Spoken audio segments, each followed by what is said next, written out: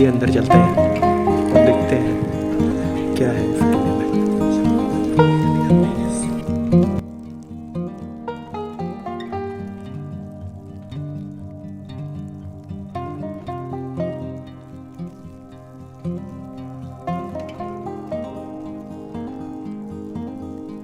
ये किले का एंट्रेंस है।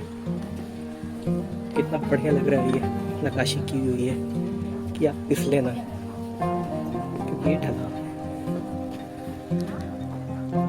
तो ये जो हम लोग के सामने आप देख रहे हैं, इसे कहते हैं सुनवा मंडप। तो इसकी स्टोरी मैं अभी आपको आगे बताऊंगा कि इसकी क्या स्टोरी है।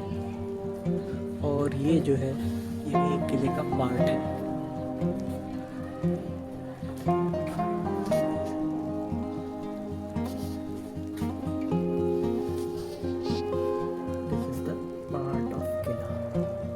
देखिए ये रूम है छोटा छोटा।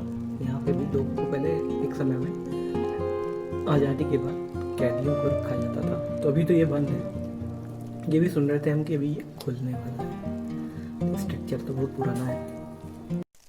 तो ये है गाइस सुनवा मंडप। तो ये सुनवा मंडप इसलिए कहलाया क्योंकि इस मंडप में किसी की शादी नहीं हो पाई। द स्टोरी बिहाइंड सुनवा मंडप इज that this मंडप was made by Swami Raja of Nepal. Nepal के स्वामी राजा ने इसे बनवाया था 1333 में।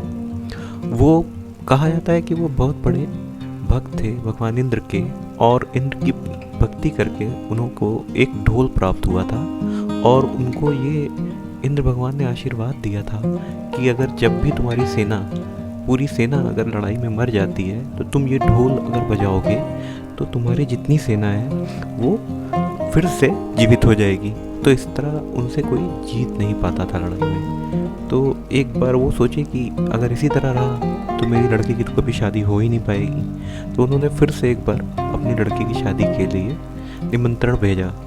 तो ये सुनकर आल्हा उदल, तो आप लोगों ने नाम सुना ही होगा, मैहर देवी से रिलेटेड थे, जो बहुत अच्छे लड़ाके थे और राजा थे अपने समय के। तो आल्हा भी सुना, तो वो भी आया, सोचा कि हाँ मैं अगर इससे शादी कर लूँगा तो मेरा और नाम हो जाएगा। तो वो भी आया इस मंडप को उससे शादी करने के लिए। तो वो जब सोचा कि यहाँ से मैं उससे शादी करके इसको ले चलूँगा, तो जब वो शादी करने लगा और लेके भागने लगा, तो तब तक फिर से राजा की सेना ने अटैक कर दिया। उसने उस ढोल को फोड़ दिया था, कहा जाता है। तो यही है सुनवा मंडप की कहानी। ये जो सुनवा मंडप है, ये इंडियन और मुग़ल दोनों आर्किटेक्चर का मिक्सचर है। तो कुछ यहाँ पे मुग़लों ने स्ट्रक्चर करवाया है और कुछ इंडियन तरीके से हुआ है। तो चलिए अब सुनवा मंडप के अंदर चलते हैं और देखते हैं कैसा स्ट्रक्चर है सुनवा मंडप का।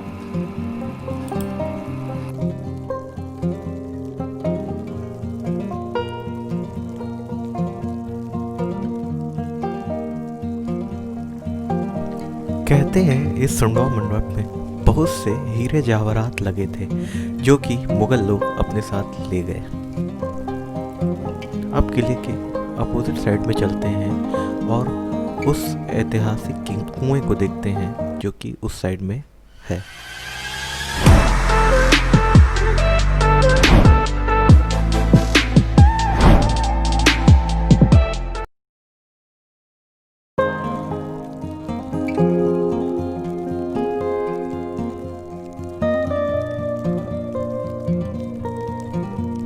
ये रास्ता नीचे की तरफ, कुएं की तरफ जाता है। तो चलिए आगे हम लोग भी देखते हैं। एक खेराला कृष्णानंद का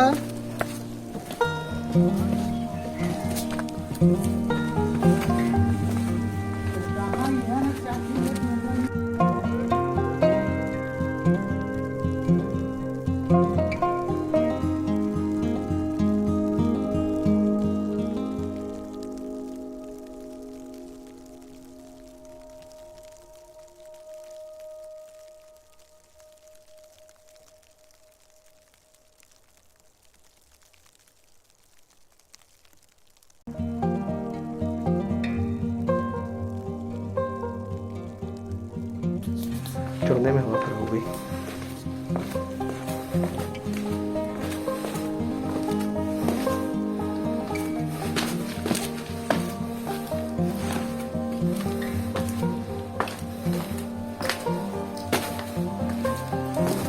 रास्ता बहुत ही डेंजरस है, आप थोड़ा संभल के ही आए।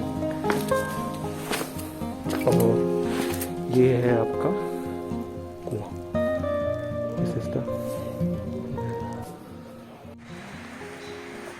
और हम लोग क्या करते हैं इस कुएं के साथ,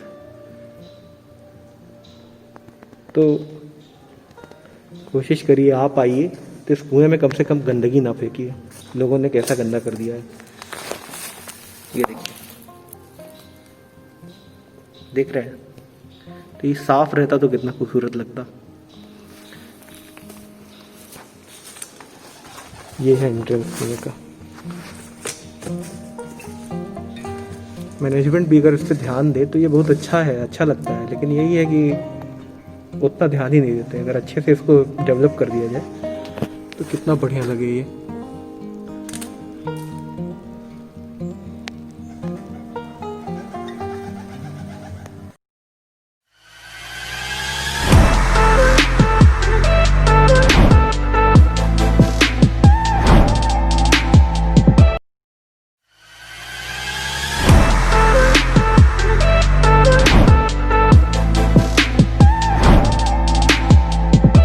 तो चलिए अब आगे चलते हैं और उस साइड से गंगा जी के नज़ारे को देखते हैं और जेल के पीछे की साइड को देखते हैं। और उस साइड में एक जैसे लोगों को ठहरने के लिए भी एक गेस्ट हाउस बना है जहां अधिकारी लोग आके ठहरते हैं। तो चलिए उसको भी देखते हैं।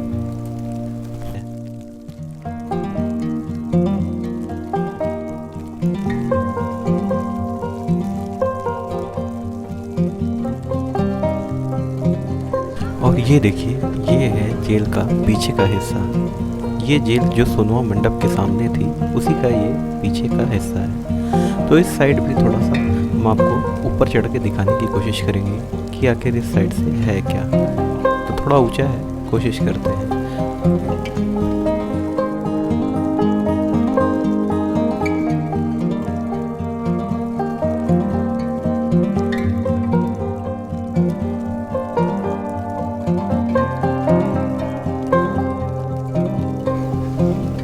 तो ये चलिए आगे आपको दिखाते हैं। वो जो नीचे दिख रहा है वो एक फांसी घर था, तो उसका रास्ता अब बंद कर दिया गया है क्योंकि वहाँ जाना बड़ा डेंजरस है।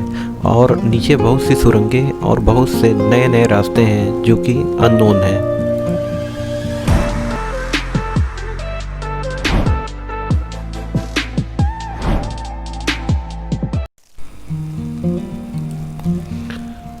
और ये है गेस्ट हाउस जहाँ ज़्यादातर अधिकारी लोग आके रहते हैं।